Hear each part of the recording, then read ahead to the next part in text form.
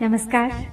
श्रीमद् वाल्मीकि रामायण संपूर्ण पाठ में आप सबका हार्दिक अभिनंदन है। आज हम पढ़ेंगे 4 सर्ग एक साथ, 38, 39, 40 और 41वां सर्ग, यानी 38, 39, 40 एवं 41 सर्ग, जिनका क्रमशः कथा वस्तु है राजा सगर के पुत्रों की उत्पत्ति तथा यज्ञ की तैयारी, इंद्र के द्वारा राजा सगर के यज्ञ संबंधी अश्व का अपहरण, सगर पुत्रों द्वारा सारी पृथ्वी का भेदन तथा देवताओं का ब्रह्मा जी को यह सब समाचार बताना, सगर पुत्रों के भावी विनाश की सूचना देकर ब्रह्मा जी का देवताओं को शांत करना, सगर के पुत्रों का पृथ्वी को खोदते हुए कपिल जी के पास पहुंचना और उनके रोष से जलकर भस्म होना, और अंत में सगर की आज्ञा से अंशुमान का रसातल में जाकर घोड़े को ले आना और अपने चाचाओं के निधन का समाचार सुनाना। तो आइए प्रारंभ करते हैं आज की यात्रा। ताम कथाम कौशिको रामे निवेद्य मधुराक्षराम पुनरेवापरम वाक्यम काकुत्स्थमिदमब्रवीत्। अयोध्याधिपतिर्वीर पूर्वमासी नराधिपः सगरो नाम धर्मात्मा प्रजाकामः सचा प्रजः। वैदर्भ दुहिता राम केशिनी नाम नामतः ज्येष्ठा सगर पत्नी सा धर्मिष्ठा सत्यवादिनी। अरिष्ट नेमिर दुहिता सुपर्ण भगनी तुसा तृतीया सगरस्यासीत पत्नी सुमति संगीता। ताभ्याम सह महाराजः पत्नीभ्याम तप्तवांस्तपः हिमवन्तं समासाद्य भृगुप्रस्रवणे गिरौ। तो विश्वामित्र जी ने मधुर अक्षरों से युक्त वह कार्तिकेय जन्म की कथा श्री राम को सुनाकर फिर उनसे दूसरा प्रसंग इस प्रकार कहा। कहने लगे, हे वीर, बहुत पहले की बात है, अयोध्या में सगर नाम से एक प्रसिद्ध धर्मात्मा राजा राज्य करते थे। श्री राम के पूर्वज, उन्हें कोई पुत्र नहीं था, अतः वे प्राप्ति के लिए सदा उत्सुक रहा करते थे। तो श्री राम विदर्भ राजकुमारी केशिनी राजा सगर की ज्येष्ठ पत्नी थी। वह बड़ी धर्मात्मा और सत्यवादिनी थी, और सगर की दूसरी पत्नी का नाम था सुमति। वह अरिष्ट नेमि कश्यप की पुत्री तथा गरुड़ की बहन थी। तो महाराज सगर अपनी उन दोनों पत्नियों के साथ हिमालय पर्वत पर जाकर भृगुप्रस्त्रवण नामक शिखर पर तपस्या करने लगे। अथ वर्ष शते पूर्णे तपसाराधितो मुनिः सगराय वरं प्रादाद भृगु सत्यवतां वरः।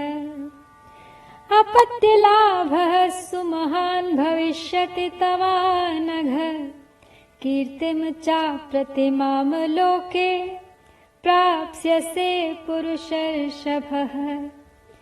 एका जनयिता तात पुत्रं वंशकरं तव षष्टिं पुत्रसहस्राणि अपरा जनयिष्यति। भाषमाणं महात्मानं राजपुत्रौ प्रसाद्यतम् ऊचतुः परम प्रीते कृताञ्जलि पुटे तदा। एकः कस्याः सुतो ब्रह्मन् का बहून् जनयिष्यति श्रोतुमिच्छावहे ब्रह्मन् सत्यमस्तु वचस्तव। तो 100 वर्ष पूर्ण होने पर उनकी तपस्या द्वारा प्रसन्न हुए सत्यवादियों में श्रेष्ठ महर्षि भृगु ने राजा सगर को वर दिया। बोले, हे निष्पाप नरेश, तुम्हें बहुत से पुत्रों की प्राप्ति होगी। हे पुरुष प्रवर, तुम इस संसार में अनुपम कीर्ति प्राप्त करोगे। हे तात, तुम्हारी एक पत्नी तो एक ही पुत्र को जन्म देंगी जो अपनी वंश परंपरा का विस्तार करने वाला होगा, तथा दूसरी पत्नी 60,000 पुत्रों की जननी होगी। महात्मा भृगु जब इस प्रकार कह रहे थे, उस समय उन दोनों राजकुमारियों, उन दोनों रानियों ने उन्हें प्रसन्न करके स्वयं भी अत्यंत आनंदित हो दोनों हाथ जोड़कर उनसे पूछा, हे ब्राह्मण, किस रानी के एक पुत्र होगा और कौन बहुत से पुत्रों की जननी होगी? हम दोनों यह जानना चाहते हैं। आपकी वाणी सत्य हो। तयोस्तद्वचनम् श्रुत्वा भृगुः परम धार्मिकः उवाच परमां वाणीं स्वच्छन्दो अत्र विधीयताम्। एको वंशकरो वास्तु बहवो वा महाबलाः कीर्तिमन्तो महोत्साहाः का वा कं वरमिच्छति। मुनेस्तु वचनं श्रुत्वा केशिनी रघुनन्दन पुत्रं वंशकरं राम जग्राह नृपसन्निधौ। षष्टिम पुत्र सहस्राणि सुपर्ण भगिनी तदा महोत्साहान् कीर्तिमतो जग्राह सुमतिः सुतान्। प्रदक्षिणं ऋषिं कृत्वा शिरसाभिप्रणम्य तं जगाम स्वपुरं राजा सभार्यो रघुनंदन। तो उन दोनों की यह बात सुनकर परम धर्मात्मा भृगु ने उत्तम वाणी में कहा, देवियों, तुम लोग यहाँ अपनी इच्छा प्रकट करो। तुम्हें वंश चलाने वाला एक ही पुत्र प्राप्त हो अथवा महान, बलवान, यशस्वी एवं अत्यंत उत्साही बहुत से पुत्र। इन दो वरों में से किस वर को कौन सी रानी ग्रहण करना चाहती है? तो ये रघुकुल नंदन श्री राम, मुनि का यह वचन सुनकर केशिनी ने राजा सगर के समीप वंश चलाने वाले एक ही पुत्र का वर ग्रहण किया। तब गरुड़ की बहन सुमति ने महान, उत्साही और यशस्वी 60,000 पुत्रों को जन्म देने का वर प्राप्त किया। तो हे रघुनंदन, तदनंतर रानियों सहित राजा सगर ने महर्षि की परिक्रमा करके उनके चरणों में मस्तक झुकाया और अपने नगर को प्रस्थान किया। अथ काले गते तस्य ज्येष्ठा पुत्रम व्यजायत असमंजयति ख्यातम केशिनी सगरात्मजम्। सुमतिस्तु नरव्याघ्र गर्भतुम्बं व्यजायत षष्टिः पुत्र सहस्राणि तुम्बभेदाद् विनिःसृताः। घृतपूर्णेषु कुम्भेषु धात्र्यस्तान् संवर्धयन् कालेन महता सर्वे यौवनं प्रतिपेदिरे। अथ दीर्घेण कालेन रूपयौवनशालिनः षष्टिः पुत्र सहस्राणि सगरस्याभवंस्तदा। स च ज्येष्ठो नरश्रेष्ठ सगरस्यात्मसंभवः बालान् गृहीत्वा तु जले सरैवा रघुनन्दन। प्रक्षिप्य प्राह सन्नित्यं मज्जतस्तान् निरीक्ष्य वै। तो कुछ काल व्यतीत होने पर अब बड़ी रानी केशिनी ने सगर के औरस पुत्र असमंज को जन्म दिया। तो हे पुरुष सिंह, छोटी रानी सुमति ने तुम्बी के आकार का एक गर्भपिंड उत्पन्न किया और उसको फोड़ने से 60,000 बालक निकले। इस तरह दीर्घ काल के पश्चात राजा सगर के रूप और युवावस्था से सुशोभित होने वाले 60,000 पुत्र तैयार हो गए। तो हे नरश्रेष्ठ रघुनंदन, सगर का ज्येष्ठ पुत्र असमंज नगर के बालकों को पकड़कर सरयू के जल में फेंक देता और जब वे डूबने लगते तब उनकी ओर देखकर हंसा करता। एवं पाप समाचारः सज्जन प्रतिबाधकः पौराणामहिते युक्तः पित्रा निर्वासितः पुरा। तस्य पुत्रो अंशुमान् नाम असमञ्जस्य वीर्यवान् सम्मतः सर्वलोकस्य सर्वस्यापि प्रियं वदः। ततः कालेन महता मतिः संभिजायत सगरस्य नरश्रेष्ठ यजेयमिति निश्चिता।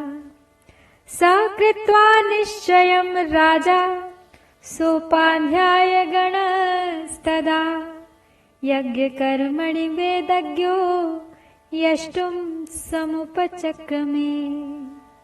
इस प्रकार पापाचार में प्रवृत्त होकर जब वह सत्पुरुषों को पीड़ा देने और नगर निवासियों का अहित करने लगा, तब पिता ने उसे नगर से बाहर निकाल दिया।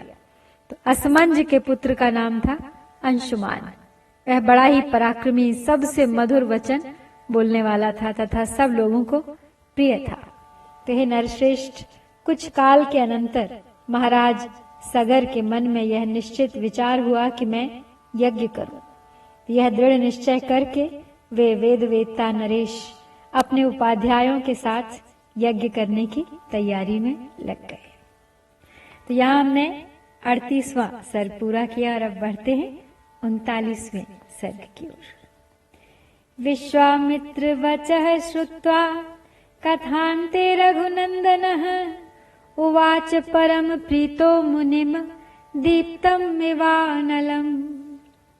श्रोतुमिच्छामि भद्रं ते विस्तरेण कथामिमां। पूर्वजो मे कथं ब्रह्मन् यज्ञं वै समुपारः। तस्य तद्वचनं श्रुत्वा कौतूहलसमन्वितः विश्वामित्रस्तु काकुत्स्थमुवाच प्रहसन्निव। श्रूयतां विस्तरो रामसगरस्य महात्मनः शङ्करश्वशुरो नाम्ना हिमवानिति विश्रुतः। तो विश्वामित्र जी की कही हुई कथा सुनकर श्री रामचंद्र जी बड़े प्रसन्न हुए। उन्होंने कथा के अंत में अग्नि तुल्य तेजस्वी विश्वामित्र मुनि से कहा कि हे ब्रह्मन, आपका कल्याण हो। मैं इस कथा को विस्तार के साथ सुनना चाहता हूँ। मेरे पूर्वज महाराज सगर ने किस प्रकार यज्ञ किया था। तो उनकी वह बात सुनकर विश्वामित्र जी को बड़ा कौतूहल हुआ। वे यह सोचकर कि मैं जो कुछ कहना चाहता हूँ उसी के लिए ये प्रश्न कर रहे हैं, जोर जोर से वो हंस पड़े और हंसते हुए से ही उन्होंने श्री राम से कहा, हे राम, तुम महात्मा सगर के यज्ञ का विस्तार पूर्वक वर्णन सुनो। हे पुरुषोत्तम, शंकर जी के श्वशुर हिमवान नाम से विख्यात पर्वत विंध्याचल तक पहुंचकर तथा विंध्य पर्वत हिमवान तक पहुंचकर दोनों एक दूसरे को देखते हैं। इन दोनों के बीच दूसरा कोई ऐसा ऊंचा पर्वत नहीं है जो दोनों के पारस्परिक दर्शन में बाधा उपस्थित कर सके। तो इन्हीं दोनों पर्वतों के बीच आर्यावर्त की पुण्य भूमि में उस यज्ञ का अनुष्ठान हुआ था। स देशो नरव्याघ्र प्रशस्तो यज्ञ कर्मणि तस्याश्वचर्यां काकुत्स्थ दृढधन्वा महारथः। अंशुमान करोत्तात सगरस्य मते स्थितः। तस्य पर्वणि तम यज्ञं यजमानस्य वासवः। राक्षसीं तनुमास्थाय यज्ञयाश्वम् अपाहर। ह्रियमाणे तु काकुत्स्थ तस्मिन्नश्वे महात्मनः। उपाध्याय गणाः सर्वे यजमानमथा ब्रुवन्। अयं पर्वणि वेगेन यज्ञयाश्वो अपनीयते। हर्तारं जहि काकुत्स्थ हयश्चैवोपनीयताम्। यज्ञच्छिद्रं भवत्येत सर्वेषां शिवाय नः। तत्यथा क्रियतां राजन् यज्ञोच्छिद्रः कृतो भवेत्। तो हे पुरुष सिंह, वही देश यज्ञ करने के लिए उत्तम माना गया है। हे तात ककुत्स नंदन, राजा सगर की आज्ञा से यज्ञ अश्व की रक्षा का भार सुदृढ़ धनुर्धर महारथी अंशुमन ने स्वीकार किया था। परंतु पर्व के दिन यज्ञ में लगे हुए राजा सगर के यज्ञ संबंधी घोड़े को इंद्र ने राक्षस का रूप धारण करके चुरा लिया।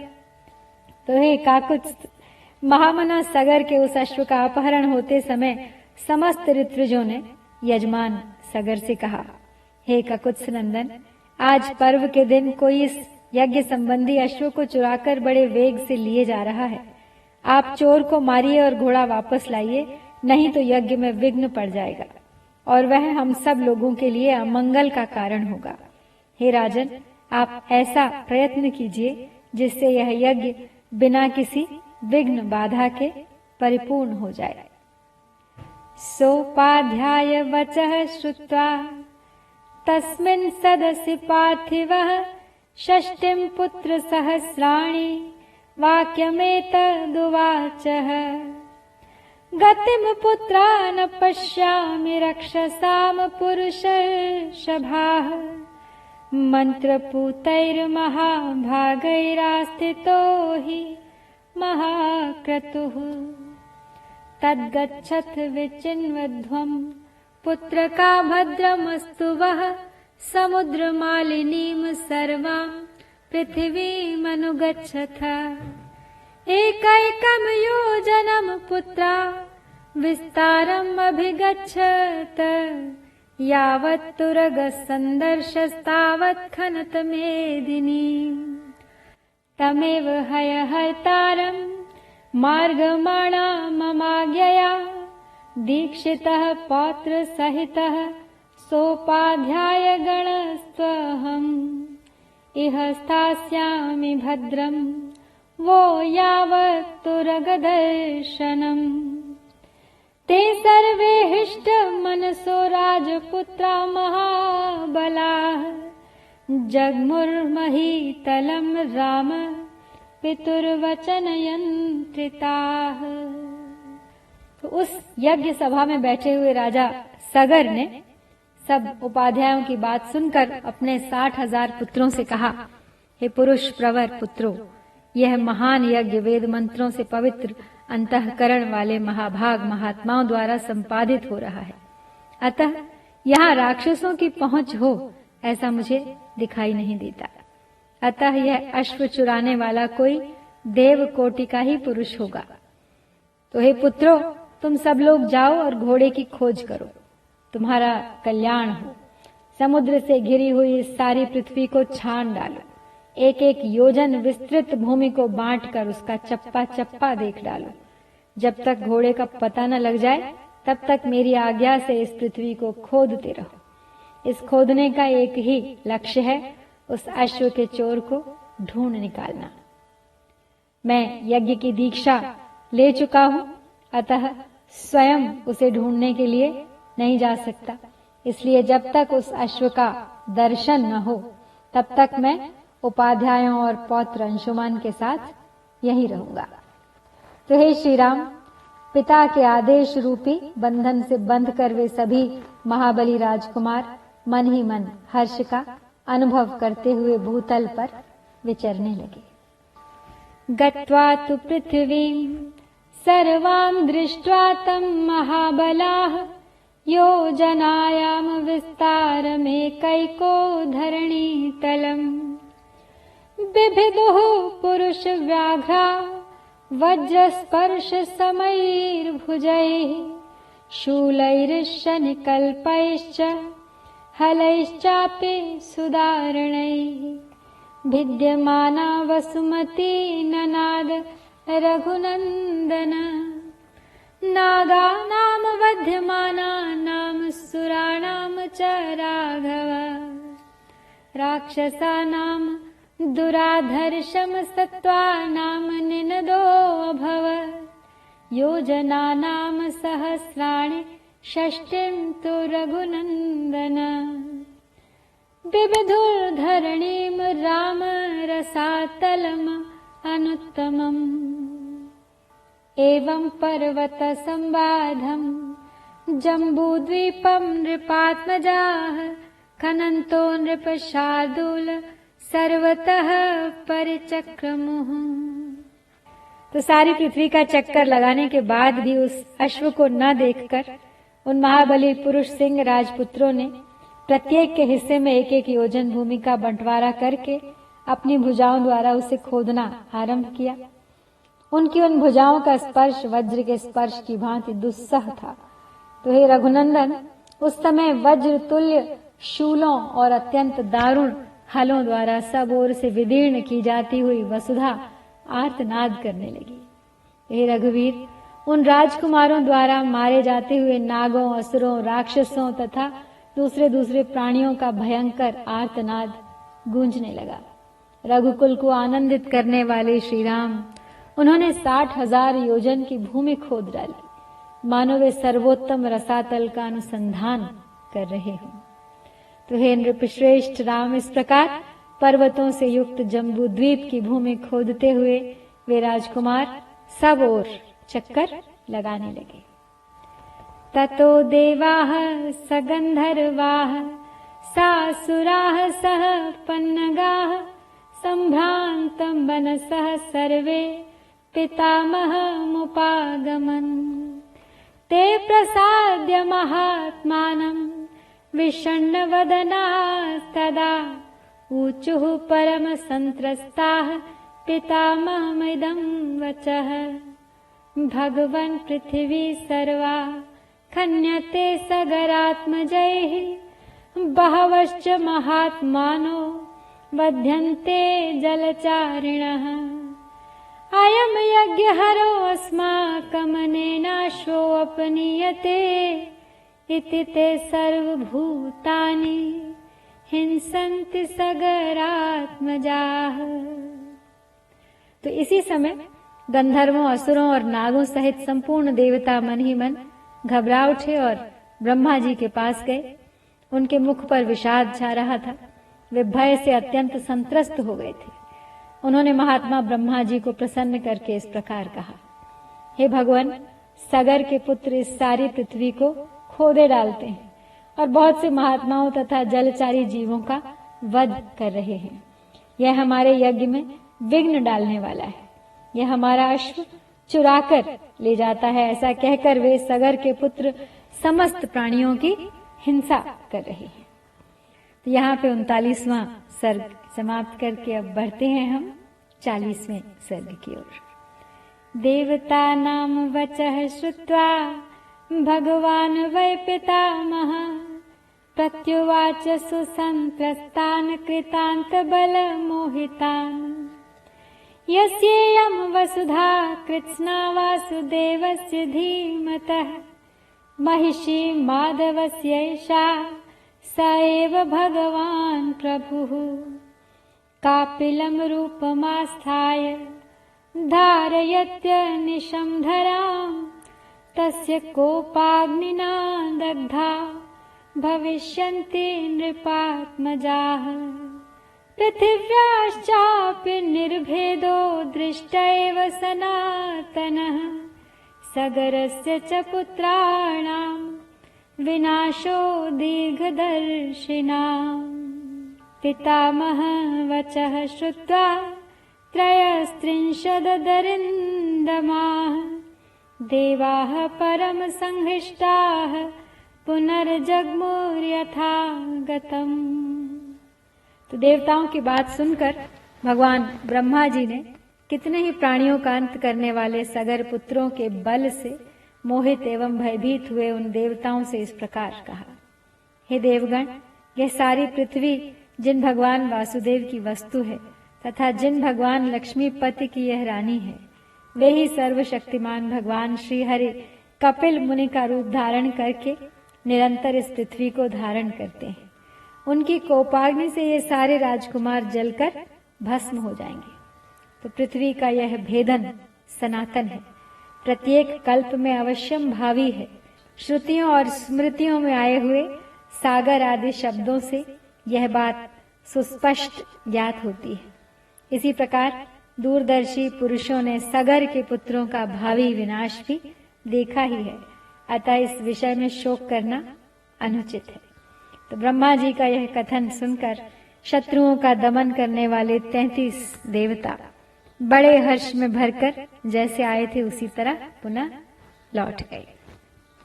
सगरस्य च पुत्राणां प्रादुरासीन् महास्वनः पृथिव्यां भिद्यमानायां निर्घात समनिः स्वनः ततो भित्त्वा महीं सर्वां कृत्वा चापि प्रदक्षिणम् सहिताः सागराः सर्वे पितरं वाक्यमब्रुवन् परिक्रान्ता मही सर्वा सत्त्ववन्तश्च सूदिताः देवदानवरक्षांसि पिशाचोरगपन्नगाः न च पश्यामहेष्वं ते अश्वहर्तारमेव च किं करिष्याम भद्रं ते बुद्धिरत्र विचार्यताम्। तेषां तद्वचनं श्रुत्वा पुत्राणां राजसत्तमः समन्युर्ब्रवीत वाक्यं सगरो रघुनंदनः।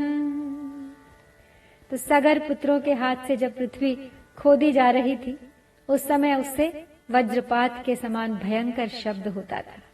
इस तरह सारी पृथ्वी खोद कर तथा उसकी परिक्रमा करके वे सभी सगर पुत्र पिता के पास खाली हाथ लौट आए और बोले, पिताजी हमने सारी पृथ्वी छान डाली, देवता दानव राक्षस पिशाच और नाग आदि बड़े बड़े बलवान प्राणियों को मार डाला, फिर भी हमें ना तो कहीं घोड़ा दिखाई दिया और ना घोड़े को चुराने वाला है। तो आपका भला हो, अब हम क्या करें, इस विषय में आप ही कोई उपाय सोचिए। तो हे रघुनंदन, पुत्रों का यह वचन सुनकर राजाओं में श्रेष्ठ सगर ने उनसे कुपित होकर कहा, भूयः खनत भद्रम वो विभेद्य वसुधातलम अश्वहर्तारमासाद्य कृतार्थाश्च निवर्तत पितुर्वचनमासाद्य सगरस्य महात्मनः षष्टिः पुत्रसहस्राणि रसातलम् अभिद्रवन् खन्यमाने ततस्तस्मिन् ददृशुः पर्वतोपमम् दिशागजम् विरूपाक्षम् धारयन्तम् महीतलम् स पर्वतवनां कृत्स्नाम पृथिवीं रघुनन्दन धारयामास शिरसा विरूपाक्षो महागजः यदा पर्वणि काकुत्स्थ विश्रमार्थं महागजः खेदाच्चालयते शीर्षं भूमिकंपस्तदा भवेत्। जब संपूर्ण पृथ्वी खोद डालने पर भी सगर पुत्रों को अश्व नहीं मिला और वे लौट आए तो उन्होंने सगर ने उनसे कहा कि जाओ फिर से सारी पृथ्वी खोदो और इसे विदीर्ण करके घोड़े के चोर का पता लगाओ। चोर तक पहुंचकर काम पूरा होने पर ही लौटना। अब अपने पिता महात्मा सगर की यह आज्ञा शिरोधार्य करके वे 60,000 राजकुमार रसातल की ओर बढ़े और रोष में भरकर फिर पृथ्वी खोदने लगे। उस खुदाई के समय ही उन्हें एक पर्वताकार दिग्गज दिखाई दिया जिसका नाम विरूपाक्ष है। वह इस भूतल को धारण किए हुए था। तो हे रघुनंदन, वो महान गजराज विरूपाक्ष ने पर्वत और वनों सहित इस संपूर्ण पृथ्वी को अपने मस्तक पर धारण कर रखा था। तो हे काकुत्स नंदन, वह महान दिग्गज जिस समय थककर विश्राम के लिए अपने मस्तक को इधर उधर हटाता था उस समय भूकंप होने लगता था।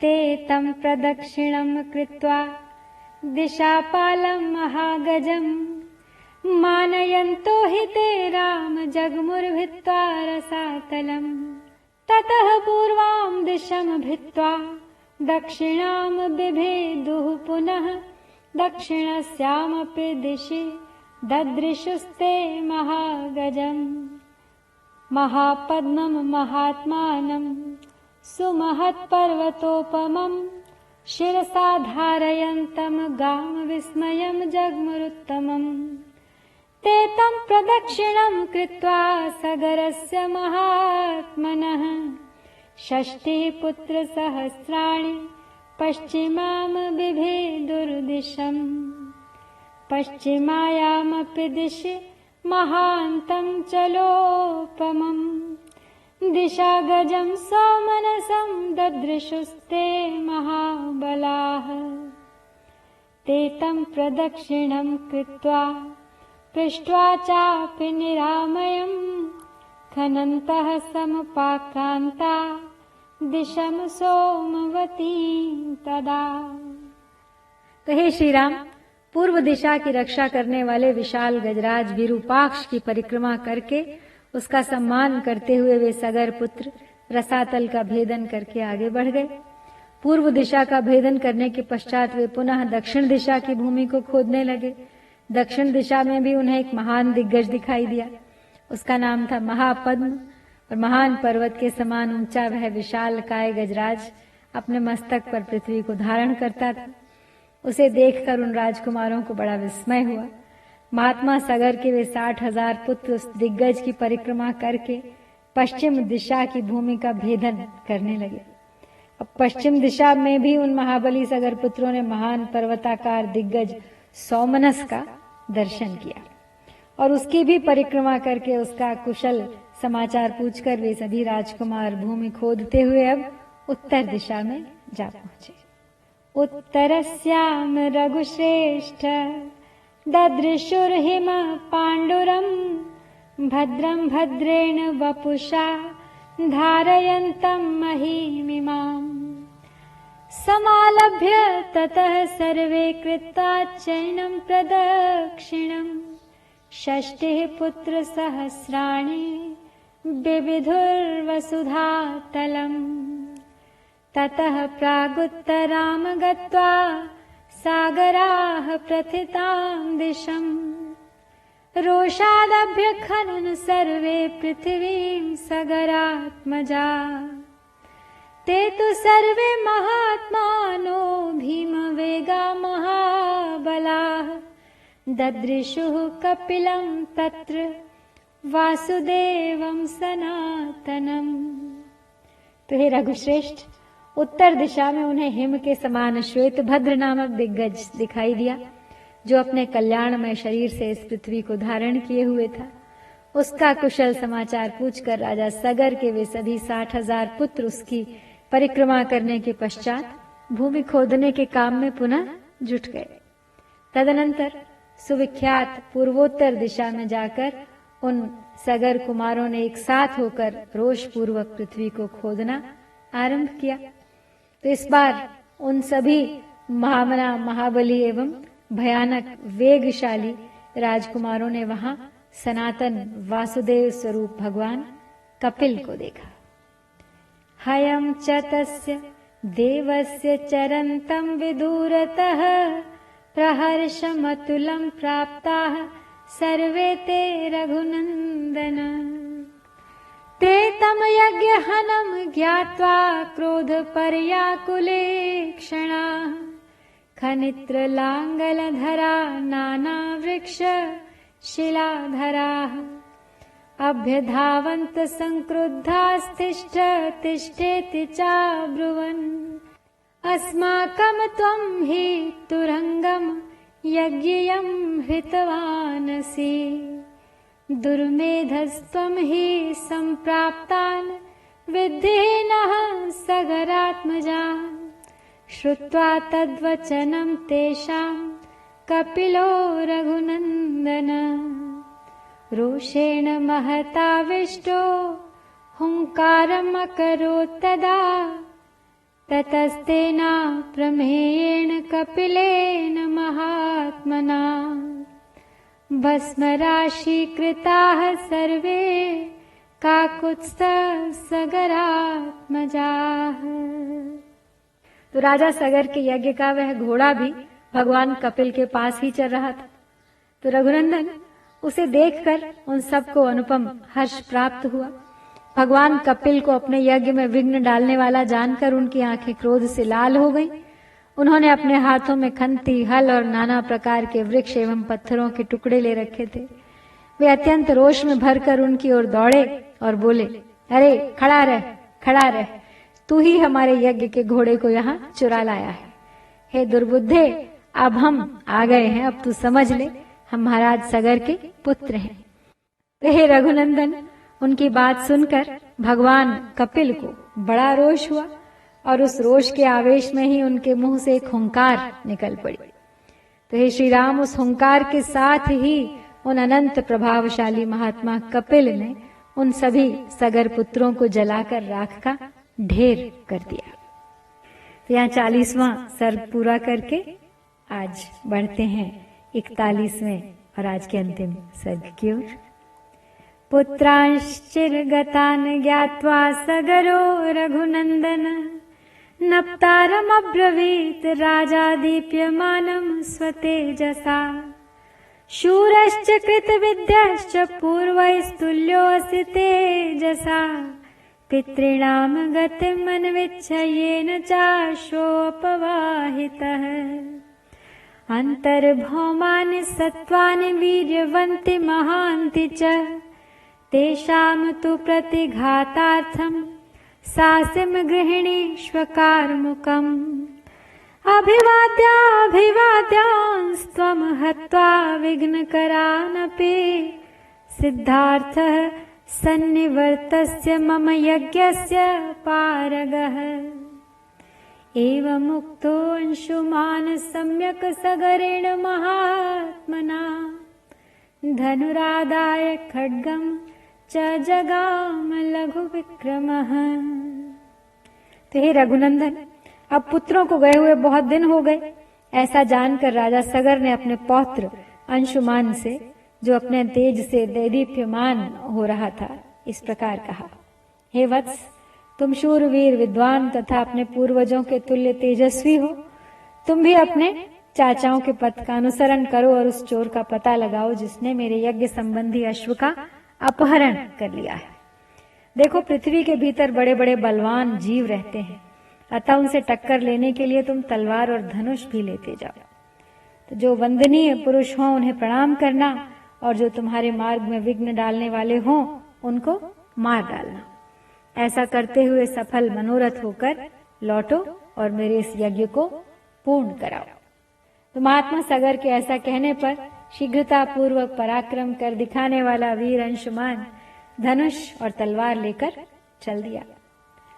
सखातम पितृभिर्मार्गमंतर्भौमं महात्मभिः प्रापद्यत नरश्रेष्ठ तेन राज्ञाभिचोदितः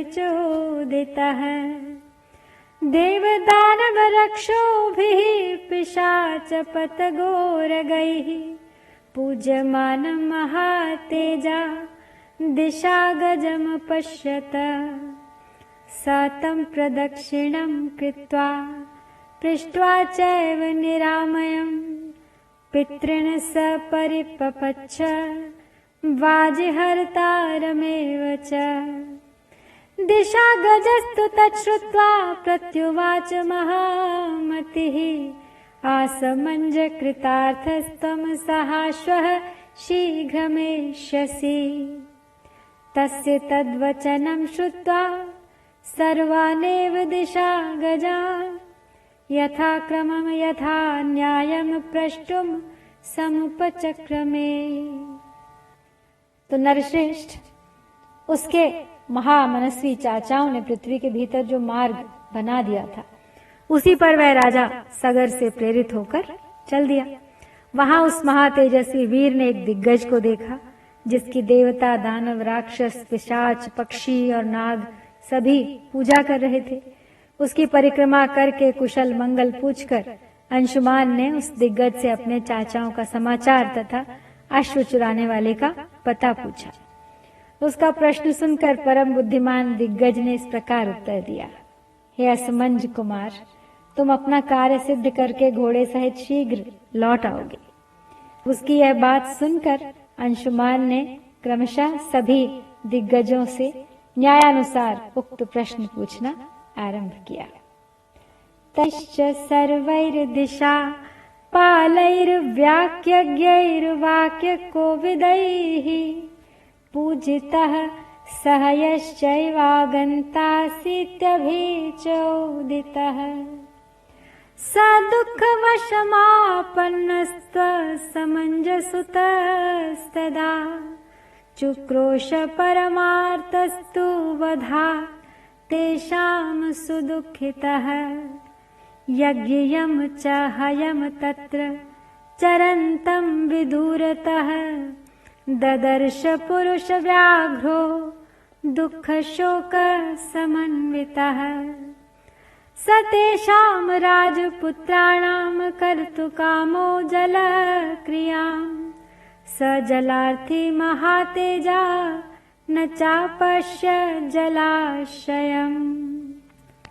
तो वाक्य के मर्म को समझने तथा बोलने में कुशल उन समस्त दिग्गजों ने अंशुमान का सत्कार किया और यह शुभकामना प्रकट की कि तुम घोड़े सहित लौट आओगे। उनका यह आशीर्वाद सुनकर अंशुमान शीघ्रता पूर्वक पैर बढ़ाता हुआ उस स्थान पर जा पहुंचा जहां उसके चाचा सगर पुत्र राख के ढेर पड़े हुए थे। उनके वध से असमंज पुत्र अंशुमान को बड़ा दुख हुआ। वह शोक के वशीभूत हो अत्यंत आर्त भाव से फूट फूट कर रोने लगा। दुख शोक में डूबे हुए पुरुष सिंह अंशुमान ने अपने यज्ञ संबंधी अश्व को भी वहां पास ही चरते देखा। महातेजस्वी अंशुमान ने उन राजकुमारों को जलांजलि देने के लिए जल की इच्छा की, किंतु वहां कहीं भी कोई जलाशय दिखाई नहीं दिया। विसार्य निपुणां दृष्टिं ततो पश्यत खगाधिपम् पितॄणां मातुलं राम सुपर्णम् अनिलोपमम् स चैनमब्रवीत् वाक्यं वैनतेयो महाबलः मा शुचः पुरुष व्याघ्र वधोऽयं लोकसम्मतः कपिलेना प्रमेयेण दग्धा हि मे महाबलाः सलिलं नार्हसि प्राज्ञ दातुमेषां हि लौकिकम् गंगा हिमवतो ज्येष्ठा दुहिता पुरुषर्षभः तस्यां कुरु महाबाहो पितॄणां सलिल प्रियाम्। तो हे श्री राम, तब उसने दूर तक की वस्तुओं को देखने में समर्थ अपनी दृष्टि को फैलाकर देखा। उस समय उसे वायु के समान वेगशाली पक्षराज गरुड़ दिखाई दिए, जो उनके चाचाओं यानी सगर पुत्रों के मामा थे। तो महाबली विनता नंदन गरुड़ ने अंशुमान से कहा, हे पुरुष सिंह, शोक न करो। इन राजकुमारों का वध संपूर्ण जगत के मंगल के लिए हुआ है। हे विद्वान, अनंत प्रभावशाली महात्मा कपिल ने इन महाबली राजकुमारों को दग्ध किया है, जलाया है। इनके लिए तुम्हें लौकिक जल की अंजलि देना उचित नहीं है। हे नरश्रेष्ठ, हे महाबाहो, हिमवान की जो ज्येष्ठ पुत्री गंगा जी हैं, उन्हीं के जल से अपने इन चाचाओं का तर्पण करो। भस्म राशि कृता नेतान प्लावये लोक पावनी तया क्लिन्नमिदं भस्म गंगया लोक कांतया षष्टिम पुत्र सहस्राणि स्वर्गलोकं गमेष्यति निर्गच्छाश महाभाग संगृह्य पुरुषर्षभ यज्ञं पैतामहं वीर निर्वर्तयितुमर्हसि सुपर्णं वचनं श्रुत्वा सोऽंशुमानतिवीर्यवान् त्वरितं हयमादाय पुनरायान् महातपाः। हे पुरुष प्रवर वीर, जिस समय लोक पावनी गंगा राख के ढेर होकर गिरे हुए उन 60,000 राजकुमारों को अपने जल से आप्लावित करेंगी, उसी समय उन सबको स्वर्गलोक में पहुंचा देंगी। लोक कमनीया गंगा के जल से भीगी हुई यह भस्म राशि इन सबको स्वर्गलोक में भेज देगी। हे महाभाग, अब तुम घोड़ा लेकर जाओ और अपने पितामह का यज्ञ पूर्ण करो। तो गरुड़ की यह बात सुनकर अत्यंत पराक्रमी महातपस्वी अंशुमान घोड़ा लेकर तुरंत लौट आया। ततो राजानमासाद्य दीक्षितं रघुनंदन न्यवेदयद् यथावृत्तं सुपर्णवचनं तथा। तच्छ्रुत्वा घोर संकाशम वाक्यमंशुमतो नृपः यज्ञम निर्वर्तयामास यथा कल्पम यथा विधि स्वपुरम त्वगमच्छ्रीमानिष्टयज्ञो महीपतिः गंगायाश्चागमे राजा निश्चयं नाध्यगच्छत अगत्वा निश्चयं राजा कालेन महता महान् 30 वर्षसहस्राणि राज्यं कृत्वा दिवं गतः। हे रघुनंदन, यज्ञ में दीक्षित हुए राजा के पास आकर उसने सारा समाचार निवेदन किया और गरुड़ की बताई हुई बात भी कह सुनाई। तो अंशुमान के मुख से यह भयंकर समाचार सुनकर राजा सगर ने कल्पोक्त नियम के अनुसार अपना यज्ञ विधिवत पूर्ण किया। यज्ञ समाप्त करके पृथ्वीपति महाराज सगर अपनी राजधानी को लौट आए। वहां आने पर उन्होंने गंगा जी को ले आने के विषय में बहुत विचार किया, किंतु वे किसी निश्चय पर न पहुंच सके। दीर्घ काल तक विचार करने पर भी उन्हें कोई निश्चित उपाय नहीं सूझा और 30,000 वर्षों तक राज्य करके वे पृथ्वीपति राजा सगर स्वर्गलोक को चले गए। तो यहाँ पे इस प्रकार हम 41वां सर्ग पूर्ण करते हैं और आज हमने 4 सर्ग समाप्त किए हैं, 38, 39, 40 और 41। इत्यार्षे श्रीमद् रामायणे वाल्मीकि आदिकाव्ये बालकांडे 38 39 एवं 41 सर्ग। ओम श्री सीताराम चंद्राभ्यां नमः।